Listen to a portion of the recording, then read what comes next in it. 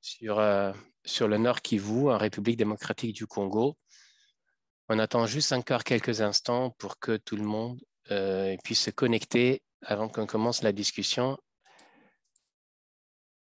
avec nos intervenants qui ont récemment effectué des missions humanitaires dans la région.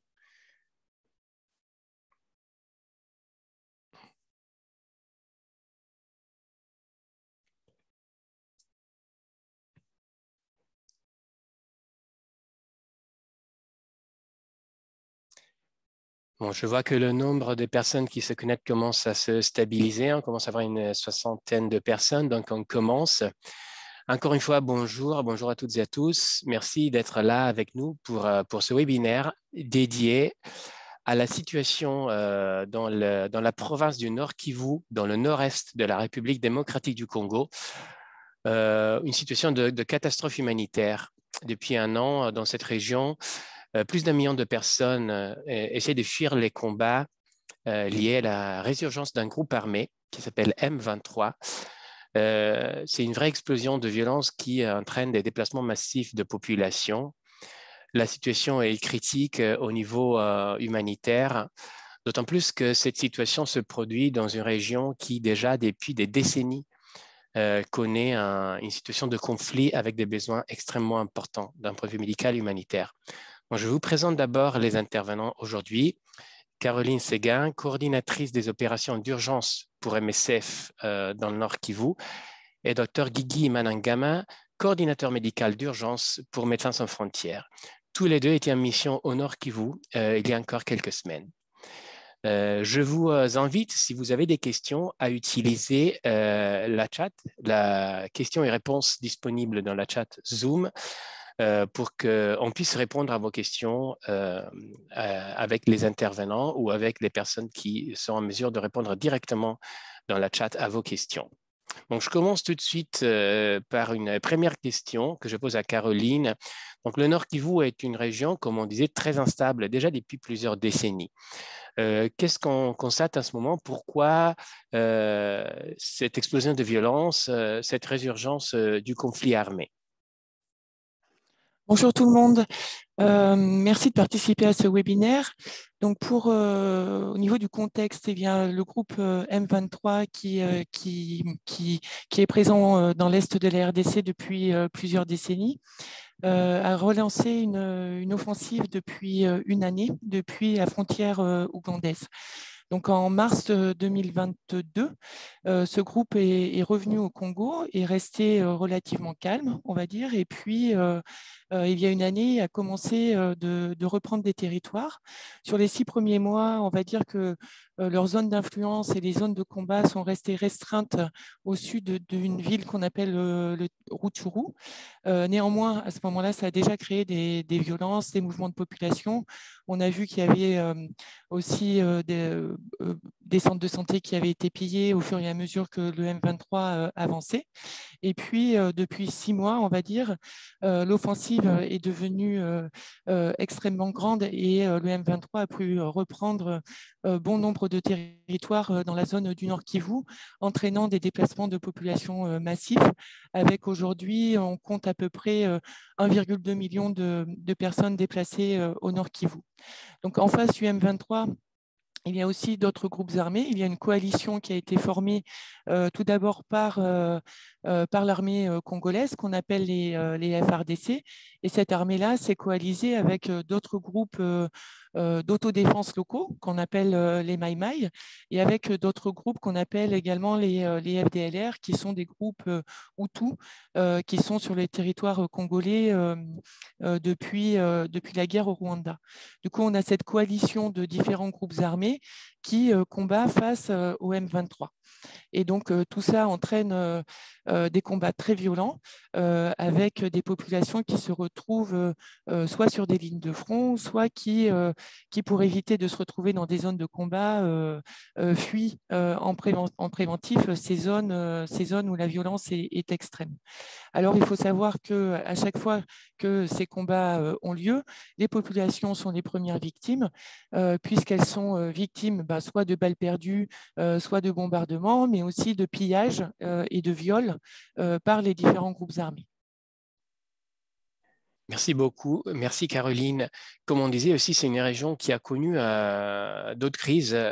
En quoi cette crise est-elle différente, plus grave ou, par rapport aux crises ou aux situations précédentes de ton point de vue? Il y a quand même la première chose, c'est que le M23 aujourd'hui est très fort. C'est un groupe qui opérait aussi au Nord Kivu, qui avait lancé des offensives en 2012. Mais on va dire que le territoire qu'ils avaient sous leur contrôle était moindre. Et surtout, ce qui est vraiment difficile dans la situation actuelle, c'est que ce conflit perdure. Donc là, ça fait plus d'un an que les populations sont déplacées, sont victimes de ces conflits et sont obligées de fuir au fur et à mesure que le M23 avance. Donc cette année particulièrement, c'est un conflit vraiment, ce qu'il faut retenir, qui est de grande envergure et de deux, qui perdure dans le temps, ce qui est vraiment différent du conflit de 2012. Merci beaucoup Caroline. Et Guigui, comment ces déplacements, cette situation impactent les besoins de santé de la population? Mm. Donc, merci pour la parole et merci à vous pour suivre ce webinaire. Donc, comme Caroline l'a bien mentionné, donc, il y a un déplacement massif de population qui est enregistré, qui continue à être enregistré. Donc, il y a environ 1,2 million, selon les derniers chiffres, des personnes qui sont déplacées dans le Nord Kivu, et la moitié d'entre elles uniquement dans la ville de Goma. Donc, avec cette promiscuité, avec ce regroupement des personnes dans des conditions très précaires qu'on peut voir dans les images qui circulent dans les sites MSF sur les conditions des personnes là, ça peut exposer à des maladies épidémiques, par exemple. Donc, premièrement, on assiste à une épidémie de choléra qui est en cours. Et il y a des maladies diarrhéiques également, des maladies de mains sales, parce qu'ils sont dans des conditions très précaires.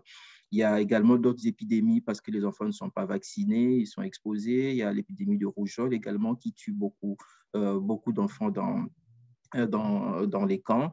Il y a certaines maladies également, comme les infections respiratoires. C'est une zone où il fait très froid, ils ne se protègent pas bien, ils sont exposés, ils ne mangent pas bien, il y a l'immunité qui baisse. Donc, il y a beaucoup d'enfants qui font d'autres maladies diarrhéiques également, et puis des maladies respiratoires. Il y a également, il y a l'accès aux soins de santé primaires qui n'est plus possible comme avant. Il y a les centres les centres de santé qui ont été pillés, ils n'ont plus de médicaments, ou il y a certains centres de santé qui sont dans des zones rebelles qui ne reçoivent pas des médicaments. Et donc, du coup, les gens ils peuvent aller se consulter s'il y a encore des soignants, mais après, il n'y a pas de médicaments de l'autre côté. Il y a également pour ceux qui sont les populations qui réussissent à partir, donc les déplacés, les soins dans certains coins, déjà les personnes autochtones ont du mal à se faire soigner, et quand tu rajoutes un demi-million de personnes dans une ville où les gens vivent déjà dans des contextes difficiles, n'arrivent pas à se faire soigner, donc l'accès aux soins devient de plus en plus complexe, compliqué. Il y a également tout ce qui est lié aux violences. Il y a des personnes il y a des violences sexuelles également, il y a des cas de viols qui sont enregistrés dans les camps, il y a des femmes qui sortent pour aller chercher du bois ou pour aller comme il n'y a pas dans certains camps, il n'y a pas de latrines, ils sont obligés d'aller en dehors des camps pour faire leurs besoins, et l'insécurité les expose à ce qu'elles soient violées. Donc, il y a des cas de viols et d'autres violences qu'on peut assister. Il y a également les cas de prostitution avec la pauvreté. Ça, on commence à la voir. Des mineurs, des femmes qui se prostituent par manque d'argent. Il y a le volet nutritionnel également, ou accès alimentaire. Il y a une faible il y a un faible apport ou support des acteurs internationaux sur la distribution alimentaire, ce qui fait qu'il y a il y a une explosion des cas de malnutrition. Après, par manque, la pauvreté, tout ça, je parle de la prostitution, il y a tout ça. Il y a des enfants qui souffrent de la malnutrition, beaucoup d'enfants. Et avec les épidémies en cours, un enfant qui fait la rougeole, après quelques semaines, il développe également la malnutrition. Ça expose encore les cas de malnutrition, ce qui rend la situation médicale très complexe.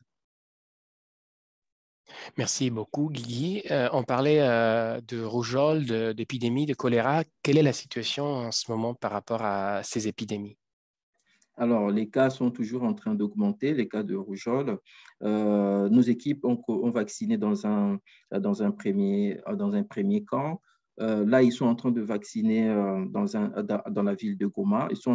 Aujourd'hui, ils ont commencé la vaccination dans 3 autres camps dans 5 autres camps pour vacciner pour la rougeole. Donc là, c'est dans la ville de Goma. Les actions sont en cours. Dans d'autres villes, en dehors de Goma, à Kaina, par exemple, dans le territoire de Rubero, un peu plus au nord de Goma, et dans d'autres sites où on est, on constate également l'augmentation des cas des rougeoles. Et dans certaines zones, donc là, on travaille avec nos équipes qui ont été déployées, nous travaillons sur le volet prise en charge de ces enfants-là, prise en charge médicale, pour soigner ceux qui sont malades, ceux qui sont tombés malades, et puis pour vacciner, protéger ceux qui ne sont pas encore tombés malades. Mais à Goma, on peut le faire, mais en dehors de Goma, comme j'ai dit, dans certaines zones, on a du mal, on a des difficultés à se déployer pour des raisons de sécurité. Mais l'équipe arrive tant bien que mal à adapter la stratégie et à saisir les opportunités, les fenêtres d'intervention qui peuvent se présenter. Pour le choléra également, donc il y a le volet prise en charge qui est assuré aussi par les équipes de Médecins sans frontières. Et il y a sur le volet préventif, l'hygiène, l'assainissement, l'eau, la construction des latrines. Il y a nos équipes qui travaillent également dans les camps à Goma pour construire des latrines, pour mettre en place, disponibiliser l'eau à la population. Et après, en plus de ce volet réponse aux épidémies, il y a tout le volet, comme je dis, accès aux soins de santé primaires qui sont développés également, qui est développé et avec des consultations et prise en charge des cas de violences sexuelles et autres. Et des cas de violence également. Il y a des blessés par balle, certains blessés par balle qui peuvent arriver dans nos structures. Donc, on stabilise et puis on transfère dans notre hôpital de Rutshuru pour certains, ou pour certains, on évacue en fonction de là où on est avec les autres acteurs qui sont sur place pour les prendre en charge. Merci beaucoup Guigui. Et du coup, Caroline, avec Guigui, on est rentré déjà un petit peu dans l'illustration, la description des activités de Médecins sans frontières, de ce que nous sommes en train de mettre en place dans le Nord Kivu.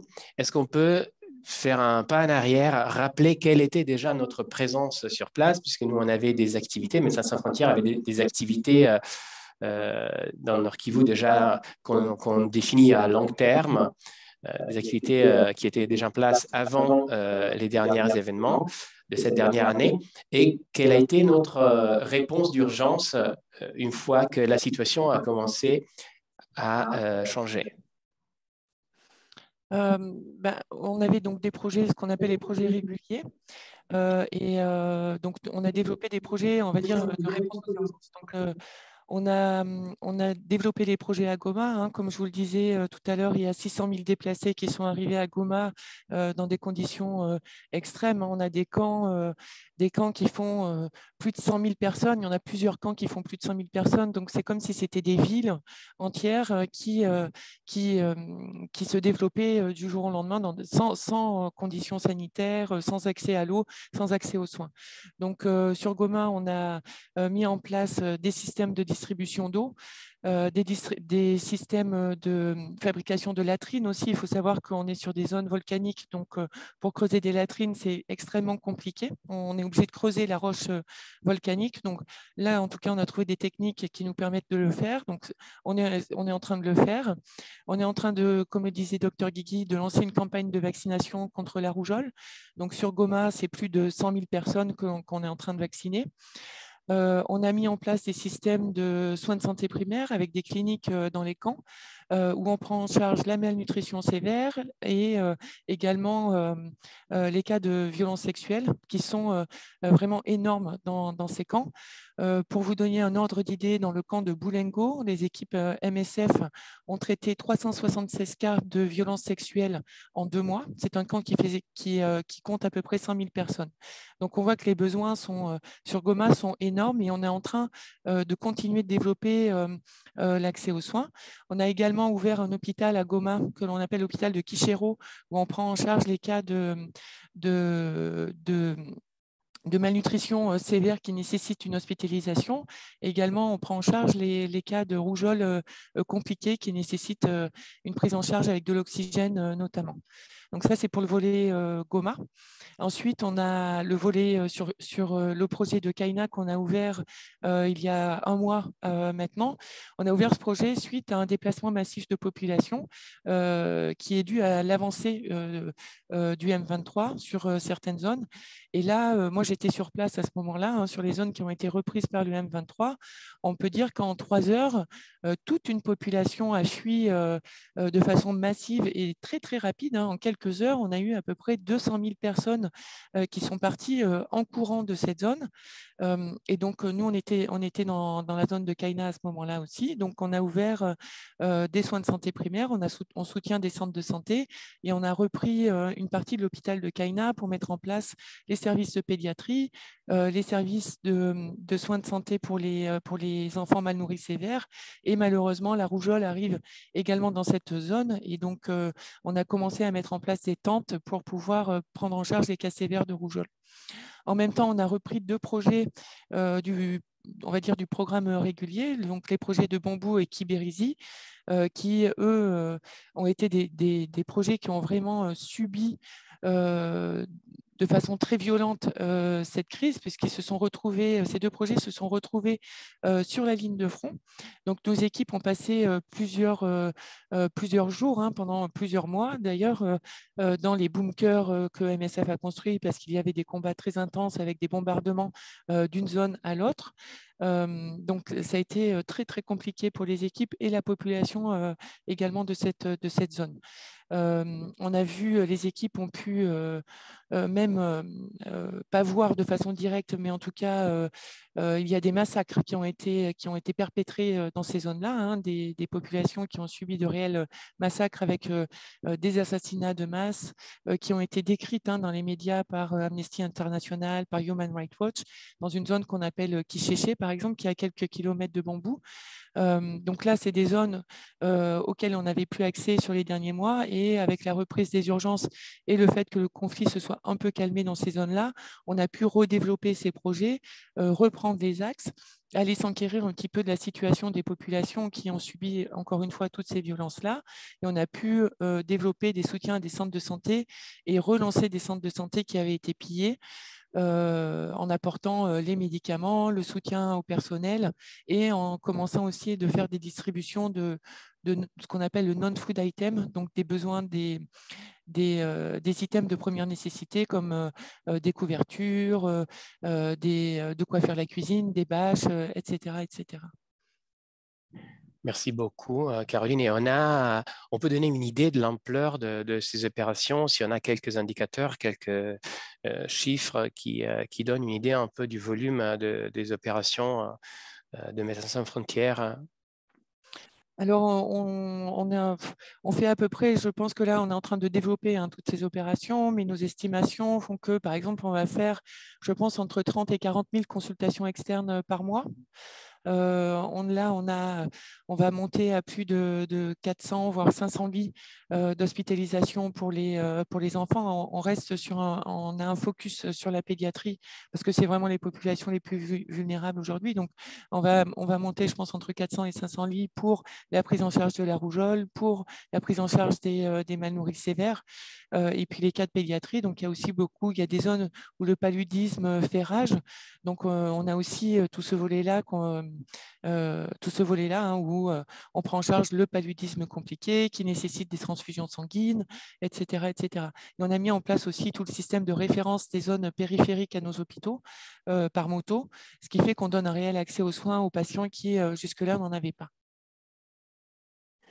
Merci beaucoup. Encore une question. Quel est le constat des équipes sur place, votre constat sur les besoins, surtout les besoins plus urgents, prioritaires, qui restent encore à couvrir et qui ne trouvent pas toujours de réponse? Il y a des zones qui sont… Bon, là, on constate malheureusement que on est face à une catastrophe humanitaire et que nous, en tant qu'MSF, on est quand même, il faut quand même se le dire, on est dépassé par cette situation. On a beau développer des projets, développer une réponse aux urgences qui reste massive pour l'organisation, on est encore loin de répondre aux besoins des populations. Donc, on voit également que la communauté humanitaire n'est pas encore à la hauteur des besoins. On voit par exemple qu'il y a toutes les zones qui sont contrôlées par le M23 aujourd'hui. Et ben en fait, on est la seule ONG qui intervient dans ces zones contrôlées par le M23 où les besoins sont immenses puisque la population a subi des pillages, que les centres de santé ont subi des pillages et que les médicaments du ministère de la Santé n'arrivent plus jusqu'au centre de santé. Donc, on est face à une catastrophe humanitaire encore et on déplore le fait que la communauté humanitaire ne se déploie pas de façon massive dans ces zones. Pour vous donner un exemple, on a fait pas mal de ce qu'on appelle des missions exploratoires pour aller évaluer les zones de santé et l'accès aux soins des populations. Et ce qu'on trouve de façon maintenant systématique dans les zones contrôlées par le M23, ce sont des centres de santé où il n'y a plus un seul médicament, où il n'y a plus un seul sachet de Plum Peanut qui est, on va dire, la pâte alimentaire qui est le traitement, on va dire, pour la malnutrition sévère. On voit également qu'on est, par exemple, sur le projet de bambou, qui est un projet qui existait avant le conflit. On a doublé le nombre d'enfants mal nourris sévères dans nos structures, alors qu'une partie de la population a fui. Donc, on voit vraiment que l'accès aux soins est un réel problème et qu'on a probablement des taux de mortalité forts dans la population. Aujourd'hui, on n'a pas pu évaluer ces taux de mortalité dans les zones M23 parce qu'on a du mal à lancer des enquêtes, etc. Par contre, sur les camps de Goma, on a réussi à récolter des données qui sont vraiment accablantes. Par exemple, sur le camp de Boulengo, qui est un camp, encore une fois, où MSF intervient, où il y a eu une épidémie de choléra très grave, où il y a une épidémie de rougeole aussi qui est très grave en ce moment. On a récolté des chiffres de mortalité qui sont bien au-delà du seuil d'urgence. Donc, pour le camp de Boulengo, qui fait 100 000 personnes, on a un taux de mortalité début février qui était de 3 par 10 000 et par jour. Donc, ça veut dire que tous les jours, il y a 30 personnes qui décèdent dans ce camp. Et ça, ces données ont été récoltées avant l'épidémie de choléra et avant l'épidémie de rougeole. Donc, on a dû dépasser largement ces taux qui sont, encore une fois, bien au-delà des seuils d'urgence. On a aussi récolté des chiffres de malnutrition sévère dans ce camp. On a à peu près 8% d'enfants de moins de 5 ans qui sont atteints de malnutrition sévère. Donc, ce sont des chiffres qui sont catastrophiques et extrêmement alarmants et qui nécessitent un déploiement massif des acteurs de l'aide. Merci beaucoup, Caroline. Docteur Guigui, donc, comme Caroline nous dit, les chiffres sont impressionnants. Les taux de mortalité dépassent les seuils d'alerte. Pourtant, la communauté internationale n'est pas suffisamment mobilisée. Est-ce qu'on a une idée de pourquoi? Qu'est-ce qui bloque? Est-ce qu'il y a un problème de conscience, de conscience de ce qui se passe, ou alors est-ce qu'il y a d'autres éléments qui font en sorte qu'on ne voit pas la mobilisation, une mobilisation suffisante de la part des agences humanitaires? Les micros, s'il vous plaît. Oui. Donc, il y a Comme je disais, c'est une bonne question parce que la situation à l'est de la RDC, de la République démocratique du Congo, est instable depuis plusieurs décennies et avec des pics de violence. Alors, ce qui fait que depuis un an, il y a eu une résurgence de ce conflit, de cette guerre à l'est, avec déplacement massif des populations. Les acteurs internationaux ont sous-estimé l'ampleur du conflit et la durée. Comme Caroline l'a bien mentionné, c'est que c'est un conflit qui dure, qui a déjà fait plus de 12 mois. Au début, les gens au niveau international pensaient que ça va être 2-3 mois, 4 mois, comme d'habitude à l'Est. Après, il y aura un fond de conflit et puis ça va revenir à normal. Donc, il y a eu une sous-estimation et puis un mauvais diagnostic. Et à part cela, la sous-estimation, mauvais diagnostic, c'est une question de, comme je dis, c'est accommodation, accoutumance, que c'est comme ça, tout ça. Mais c'est une grosse erreur. Et puis, quand la communauté internationale ou les acteurs humanitaires se sont rendus compte que le conflit dure, les chiffres sont très alarmants et c'est une catastrophe humanitaire. Ils se sont réveillés, mais il y a la lenteur administrative. Il y a la lenteur administrative pour mobiliser les fonds, pour il y a la bureaucratie pour passer d'un niveau d'urgence, d'un niveau de seuil d'urgence à un autre, par exemple pour les agences des Nations Unies, et c'est passer d'un niveau de seuil d'urgence à un autre permettra de mobiliser davantage de fonds et plus rapidement. Et pour passer déjà ce niveau, ça nécessite beaucoup de discussions, beaucoup de validations, beaucoup d'échelles. Donc, il y a toute cette lenteur administrative, bureaucratie, mauvais diagnostic, sous-estimation qui fait en sorte qu'en ce moment, il y a MSF, nous faisons face à ce conflit. Dans certaines zones, on est seul. Et après, dans des zones où on est où il y a d'autres acteurs comme Akoma, leurs estimations ne sont pas adaptées au niveau d'urgence, au seuil d'urgence, au niveau de besoin. Par exemple, pour les aliments thérapeutiques, pour les enfants qui font la malnutrition, les chiffres sont très alarmants. Mais les aliments thérapeutiques de l'UNICEF, PAM, ils n'en ont pas ou ils n'en ont pas assez pour la masse des enfants que nous voyons. C'est pareil pour d'autres organisations en termes de financement. Ils n'ont pas de financement parce que leur mécanisme d'urgence est très bureaucratique et trop lent. Donc, c'est pour cela que nous appelons fortement à une mobilisation rapide et à mettre de côté la bureaucratie pour que nous puissions répondre rapidement à ce besoin, à cette crise. Merci beaucoup, Dr Guigui. Alors, comme Caroline le rappelait, nous, on ne peut pas tout faire. Hein. MSF n'a pas forcément la capacité tout seul de répondre à tous les besoins. Cela dit, est-ce qu'on compte de développer ultérieurement nos activités? Est-ce qu'on a des intentions de mettre en place des nouvelles activités ou de faire évoluer les activités actuellement existantes?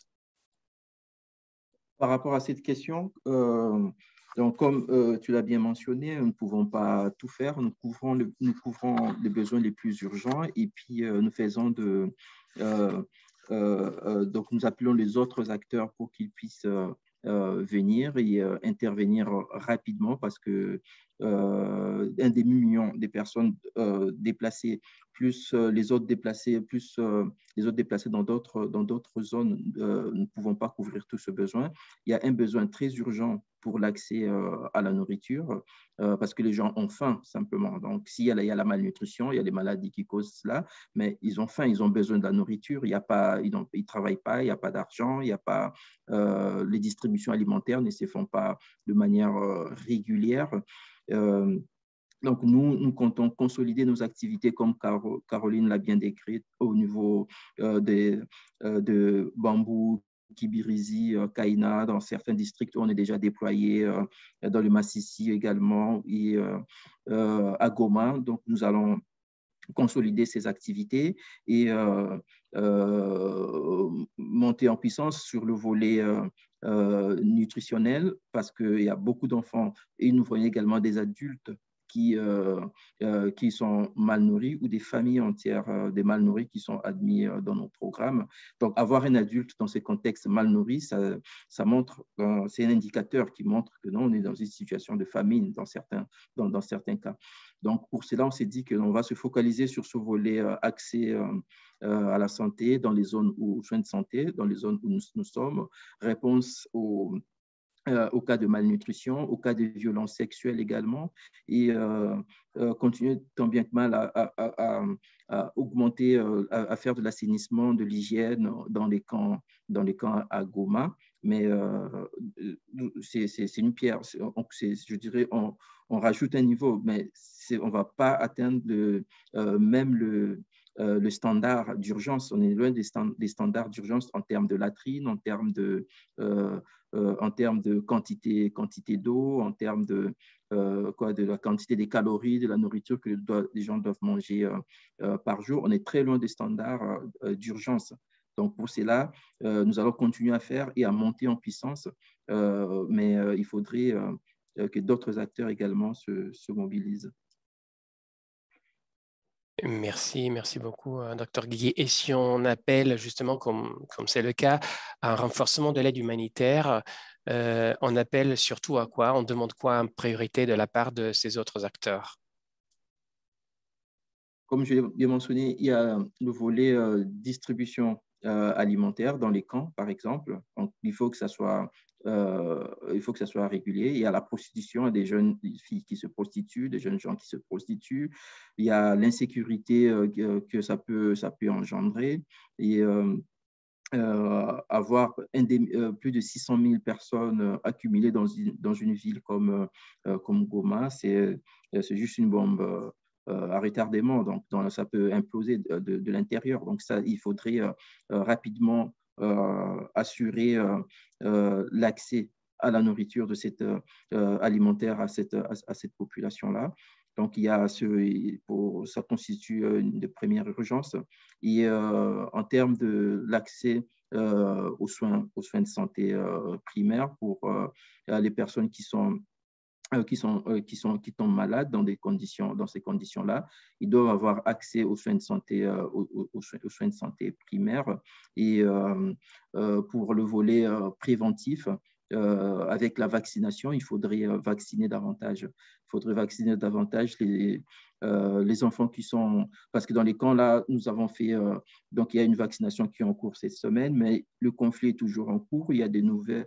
Il y a des familles, de nouvelles familles qui vont arriver dans les prochaines semaines. Tant qu'ils ne sont pas protégés, l'épidémie va repartir.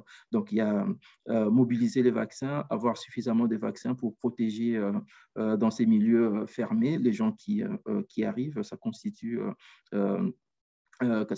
les urgences également, ça constitue les besoins les plus urgents.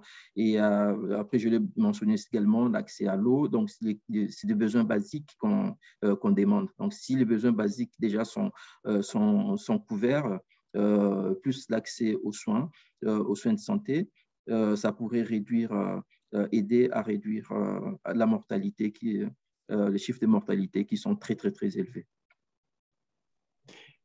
Merci beaucoup, Dr Guigui.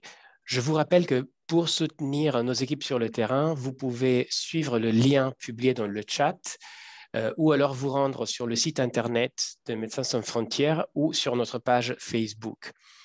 Et je commence à recevoir des questions, donc je vais poser à nos intervenants. J'ai une question pour Caroline, je pense. Quelle est la situation à Masisi? C'est une question précise sur un endroit en particulier. Alors, la situation à Masisi n'est pas très bonne, hein, comme ailleurs, on va dire. Il y a eu pas mal de déplacements de population sur cette zone-là. Les équipes MSF ont aussi lancé une grande campagne de vaccination contre la rougeole parce que l'épidémie est en cours et très grave dans le Masisi également. Voilà, il y a une partie du Masisi qui a été repris par le M23 également. Donc, la situation, elle est pas bonne comme dans le reste on va dire comme dans le reste du Nord Kivu. Donc, les équipes MSF interviennent là-bas, les équipes d'MSF Belgique en particulier. Et on va lancer aussi une mission exploratoire dans la zone de Pinga dans les prochains jours également. pour voir ce qui se passe là-bas. Il y a eu probablement des déplacements de population très récents sur Pingam. C'est pour ça qu'on s'intéresse à cette zone en particulier. Merci beaucoup, Caroline. J'ai une question aussi qui concerne la réponse de l'État congolais. Quelle est la réponse de l'État dans cette région? Kinshasa se trouve à des milliers de kilomètres, l'aspect logistique est compliqué, mais y a-t-il une action de l'État, aussi insuffisante soit-elle, ou rien n'est-il fait? Bon, l'État n'a pas fait grand-chose jusque-là. Il y a eu quelques distributions alimentaires de façon, on va dire, très sporadique qui ont été faites sur Goma ou un petit peu sur Kaina, mais ça reste très minime et non suivi. Au niveau du système de santé, c'est aussi la catastrophe. Les médicaments restent coincés à Goma et le ministère de la Santé n'arrive pas à les acheminer, notamment dans les zones contrôlées par le M23.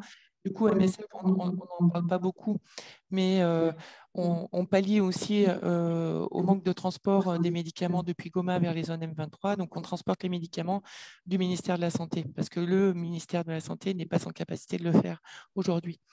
Donc, on est en train vraiment de pallier aux carences de l'État aujourd'hui. Soyons clairs.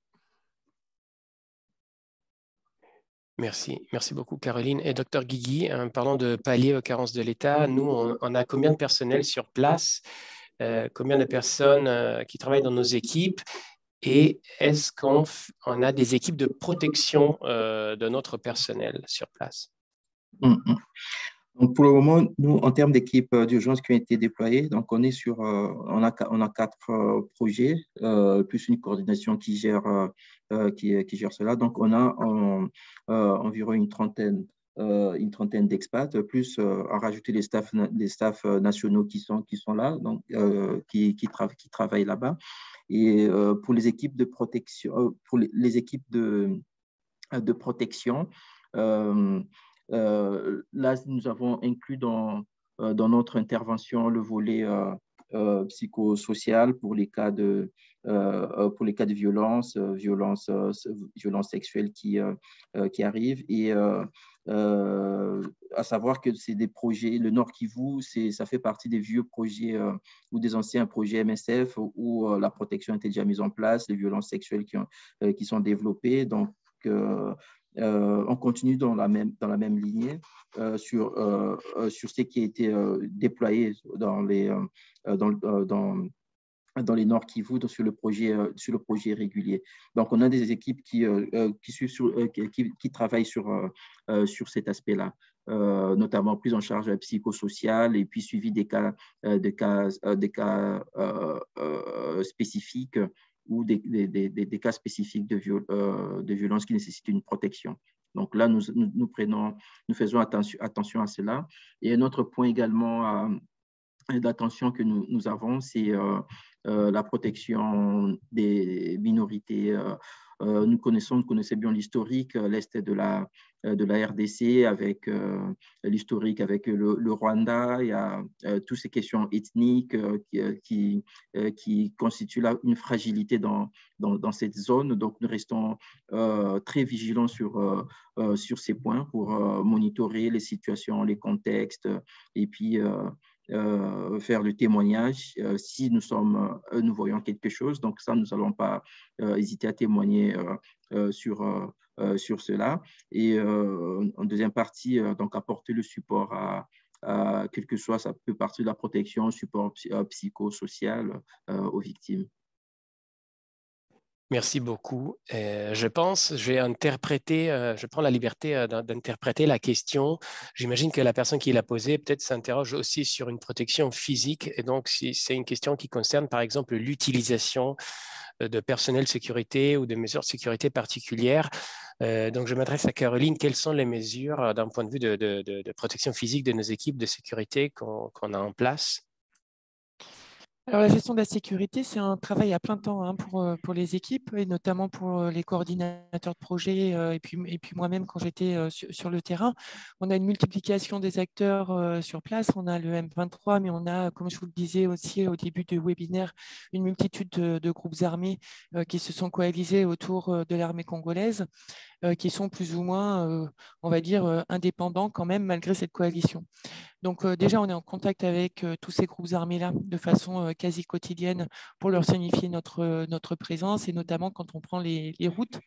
Dès qu'on envoie une ambulance, quand on envoie une ambulance sur le terrain pour transférer un patient d'une zone à une autre, ça peut nous prendre 2, 3, voire 4 heures pour être sûr qu'on a bien contacté les bonnes personnes aux bons endroits et que l'accès va être accepté par ces différents groupes armés. Donc, on a tout ce système-là qui nous permet on va dire, de nous protéger, de protéger nos équipes sur place. Ensuite, on a des mesures de sécurité, on va dire, classiques. On a des pièces de sécurité dans les bases. On a des couvre-feux, ce genre de choses. On ne va pas prendre des routes la nuit, ce genre de choses. Donc ça c'est comme ça qu'on arrive aujourd'hui à se protéger. Mais néanmoins, on n'est jamais à l'abri d'un incident critique qui pourrait arriver pour nos équipes. Récemment, on a évacué un terrain, Kibirizi. C'était début mars quand il y a eu l'avancée et la prise du M23. On a passé une journée, toute l'équipe en pièces de sécurité, avec les bombes qui nous passaient au-dessus de la tête et les tirs de Kalachnikov autour de la base. Bon, on était dans cette pièce de sécurité où on était protégé. Et finalement, 2 jours après, étant donné que la population avait entièrement fui sur cette zone-là, et même les patients qui étaient hospitalisés à ce moment-là, on a décidé d'évacuer. Donc, quand on a évacué avec l'entièreté de l'équipe dans une zone plus sûre. Donc, voilà, et on est retourné sur ce terrain 2 semaines après, quand la situation s'était calmée et que la population était arrivée. Mais aujourd'hui, c'est un vrai travail à plein temps que de gérer la sécurité quand même. Merci beaucoup, Caroline. Alors, on a encore un peu de temps, encore un quart d'heure, 20 minutes, donc on profite parce qu'on continue à recevoir des questions. La prochaine que j'adresserai encore à toi, Caroline, est-ce qu'on rencontre des difficultés d'approvisionnement pour les projets? En dehors de l'insécurité, les routes sont-elles bloquées? Les frontières avec le Rwanda et l'Ouganda, est-ce que les frontières permettent le passage de convois humanitaires, le passage des denrées de première nécessité, alimentaire et hygiène? Alors ça, c'est des questions qui nous prennent, enfin, c'est des sujets qui nous prennent beaucoup de temps. Aujourd'hui, encore une fois, on est la seule ONG qui arrivons à traverser les zones, et à travailler, et à traverser les zones contrôlées par le M23. La zone qui est sous contrôle du M23 aujourd'hui coupe le Nord Kivu en 2. Il y a Goma. Ensuite, il y a la zone du M23 quand on monte au nord, et au-delà de cette zone-là, il y a encore des populations, des déplacés et des besoins. Donc nous, ce qu'on a fait, c'est qu'aujourd'hui, on arrive à négocier encore une fois avec tous ces groupes armés, qui fait qu'on arrive à acheminer de l'aide par la route depuis Goma vers le nord du Nord Kivu. Mais encore une fois, ça nous prend énormément de temps parce qu'il faut négocier à chaque fois. On remplit énormément de papiers, de paperasse pour prévenir tous ces groupes armés, etc., etc. Mais en tout cas, on y arrive et on est fiers d'y arriver parce que vraiment, c'est très complexe. Au-delà de ça, on a aussi monté des ponts aériens entre Goma et le nord des zones contrôlées par le M23. Des ponts aériens pour pouvoir acheminer du matériel médical, mais aussi des expatriés, du personnel national pour renforcer les équipes. Sachant que les vols humanitaires ont été stoppés dans ces zones-là depuis début mars, parce qu'il y a eu des combats et que UNAS ne se sentait pas de continuer d'envoyer des hélicoptères. Nous, en tant qu'MSF, on a quand même réussi à monter des ponts aériens et ces ponts aériens sont maintenus jusque-là. Et on n'a pas eu de problème de sécurité par rapport à ça. Aujourd'hui, les frontières sont ouvertes également entre le Rwanda et l'Ouganda. On a pu acheminer du plum peanut depuis notre centrale, notre stock qui est basé, notre stock régional basé en Ouganda. Et on a pu envoyer une partie de ce stock au nord du Nord Kivu, dans la zone de Kaina, et une autre partie qui a traversé le Rwanda et qui a pu rentrer sur Goma. Donc ces 2 voies sont encore possibles. Merci beaucoup, Caroline. Encore une question. De quelle façon on aide les femmes victimes de violences sexuelles? Je dirais plus en général, les victimes de violences sexuelles. Alors, on a mis en place des dans tous les projets où on travaille, on a des consultations pour les victimes de violences sexuelles. Il faut savoir que c'est quand même difficile, évidemment, pour ces victimes de venir consulter. Hein. Il y a quand même des gros stigmas dans la population. Il y a la honte des victimes. Donc, on a mis en place ces centres de consultation qui sont souvent couplés avec ce qu'on appelle la CPN, c'est les consultations prénatales, pour éviter que les victimes soient stigmatisées et vraiment identifiées. Donc, on a mis en place des circuits très spéciaux dans nos centres de santé pour que les victimes puissent, on va dire, rentrer dans un circuit qui n'est pas identifié pour des victimes de violences sexuelles, pour éviter le stigma et qu'elles accèdent plus facilement à nos soins. On est en train de mettre en place aussi ce qu'on appelle des systèmes de relais communautaires, d'ailleurs pour informer la population que ces centres de consultation existent et que la confidentialité sera maintenue pour les victimes. Donc voilà, on est en train de mettre en place tout ce système-là. Et une fois que la patiente arrive au centre de santé, on a du personnel féminin qui s'occupe de la consultation. Et alors, la première chose, c'est déjà de mettre en place toutes les thérapeutiques, en fait, pour éviter les maladies sexuellement transmissibles et les traitements préventifs pour le VIH, plus traitements préventifs pour d'autres maladies sexuellement transmissibles.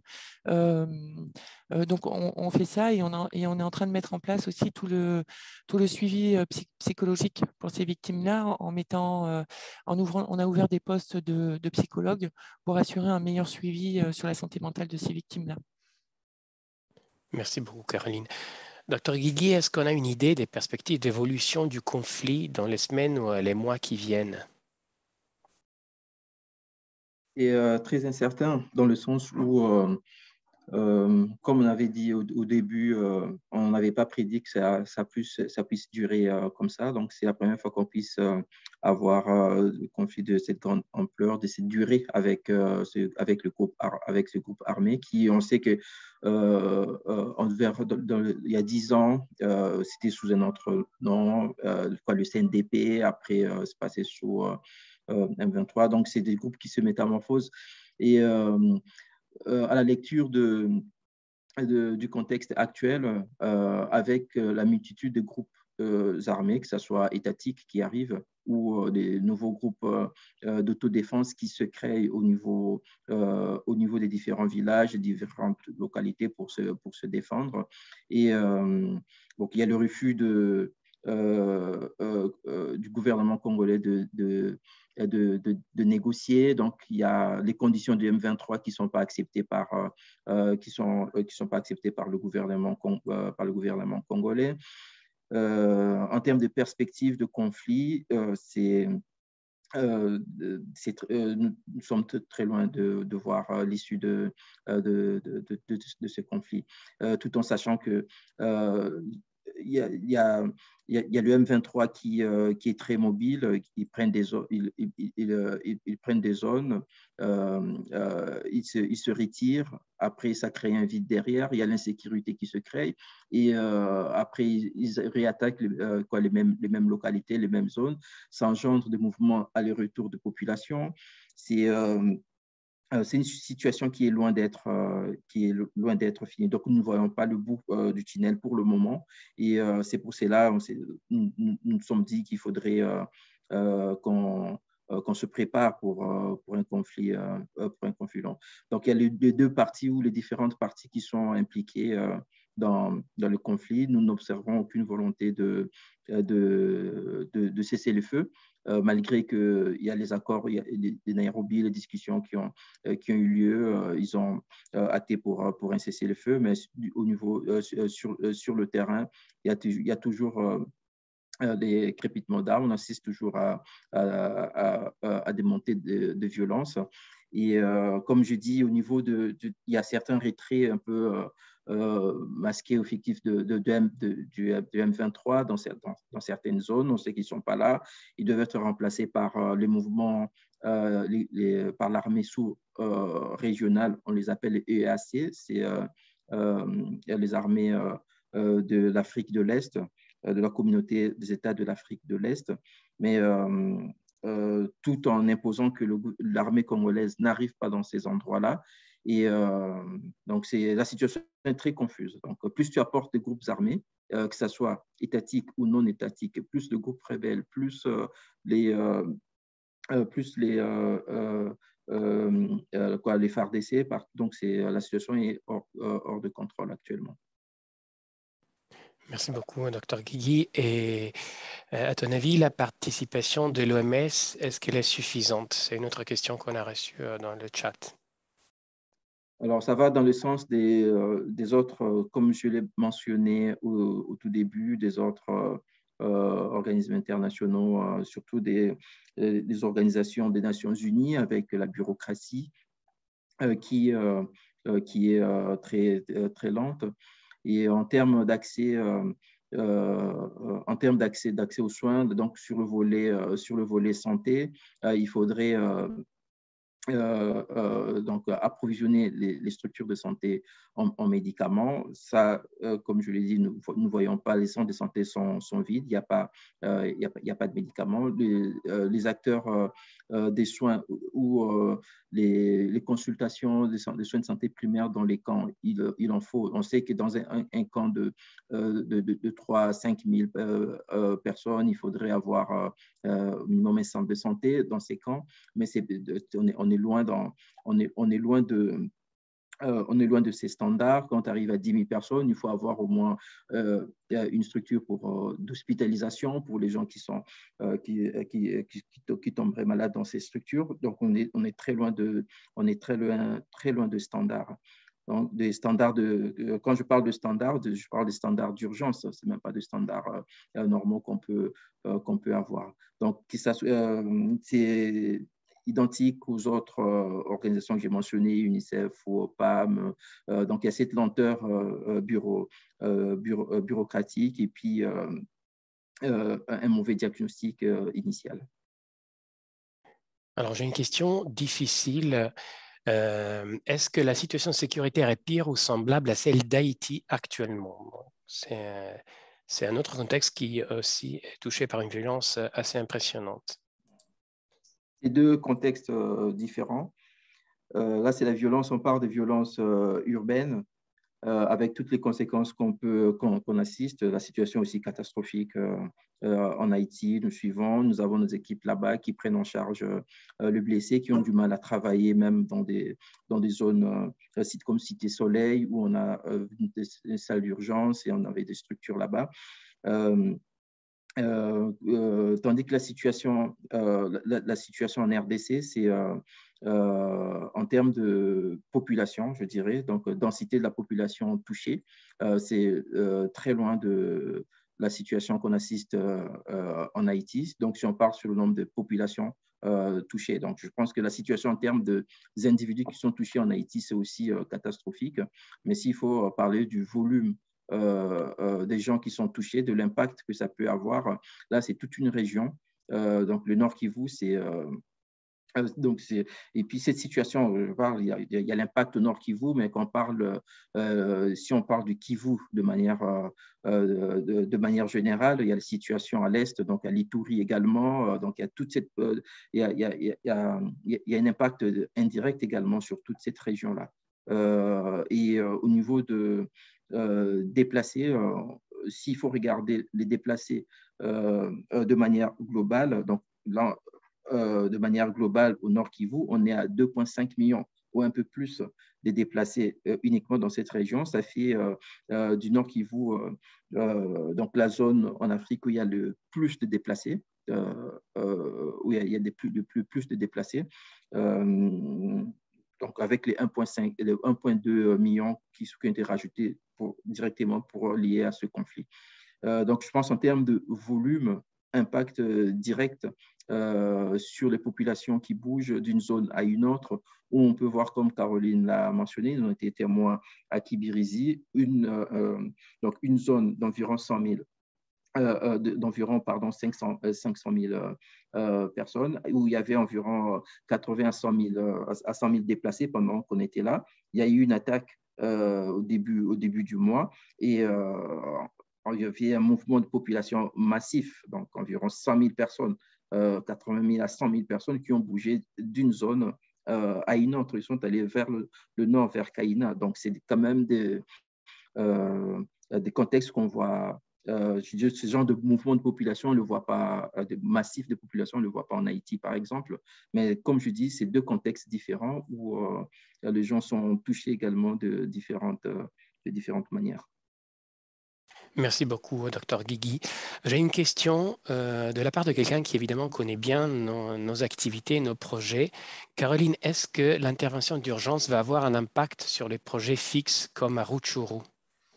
Je ne pense pas, bien au contraire, même pas, enfin, un impact, on va dire, j'espère, positif. Il y a eu aussi des missions exploratoires qui ont été menées au sud de Rutshuru notamment, et les équipes de Rutshuru sont en train de développer le soutien à différents centres de santé au sud de la ville, dans la zone qu'on appelle Rwanguba, où là aussi c'est une zone qui a été bien touchée par le conflit malheureusement, où là il y a eu des pillages systématiques de la population, des pillages systématiques des centres de santé, et où la population commence à revenir et où l'accès aux soins est quasi nul. Donc du coup, Rutshuru va également répondre aux urgences en développant les soins de santé dans cette zone-là. Et le projet de Nyamilima également, qui est aussi en train de développer des soutiens à d'autres centres de santé autour de la ville. Donc, tous les projets, que ce soit ceux d'urgence gérés par les urgences et ceux gérés par le programme régulier, sont également en train de se déployer. D'accord, merci beaucoup. On a encore peu de temps. On va essayer d'économiser sur les conclusions pour profiter des questions et réponses au maximum. Caroline, quelles sont les raisons qui empêchent à d'autres ONG d'intervenir comme nous et de favoriser une synergie entre ONG? Alors, il y a déjà le problème d'accès. On va dire, aujourd'hui, le système qui a été mis en place pour accéder dans les zones contrôlées par le M23 est centralisé auprès du représentant de la communauté humanitaire, et les ONG, les chefs de mission, les ONG ne sont pas en charge de négocier directement leur accès. Donc, quand le M23 a repris les zones autour de Rutshuru et les zones qui se sont étendues par la suite, au fur et à mesure, les ONG sont parties du jour au lendemain. Ensuite, le M23, au départ, ne voulait pas d'autres ONG que le CICR et MSF, et ne voulait pas d'ONG locales, par peur d'espionnage, on va dire. C'était vraiment ça.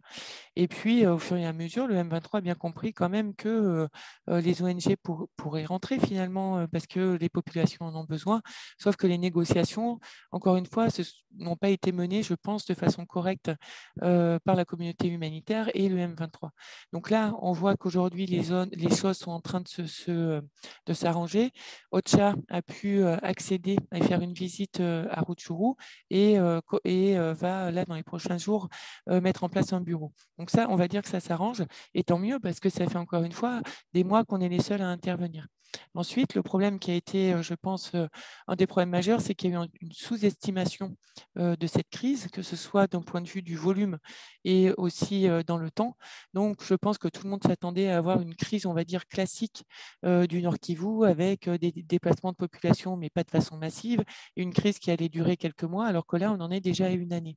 Donc, il y a un réel problème d'anticipation, et ce n'est que maintenant que la communauté humanitaire commence à prendre la mesure de cette crise.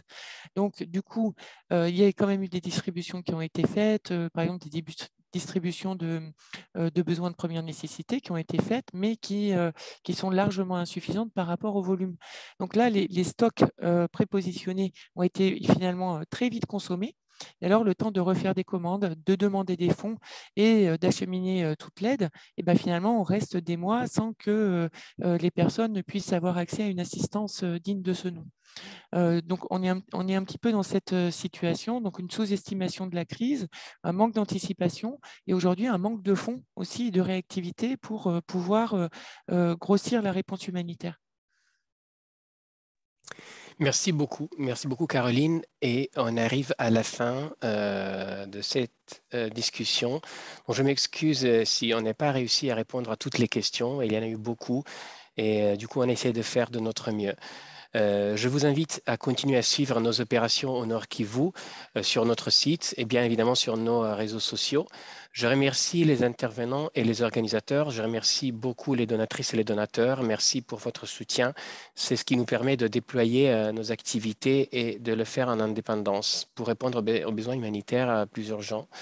Dans des contextes comme on se rend compte, comme on vient de se rendre compte, parfois un petit peu en dehors, ou, enfin, je veux dire oublié ou négligé, en tout cas pas suffisamment couvert par les agences humanitaires et par la communauté humanitaire. Je vous remercie encore. Je vous souhaite une très bonne fin de journée. Au revoir.